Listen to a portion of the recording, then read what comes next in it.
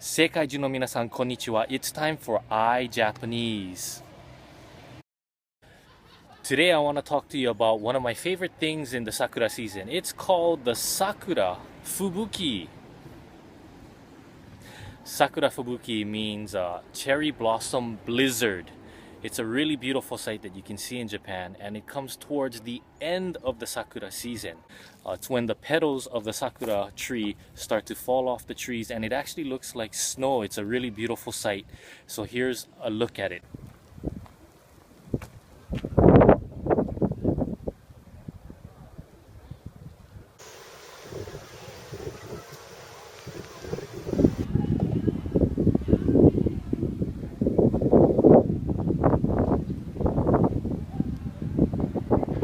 You know, another fun thing to do is to go ahead and gather a bunch of the petals and just put them in a bag like this. And you can make your own fubuki, Sakura Fubuki, and it's really fun to do.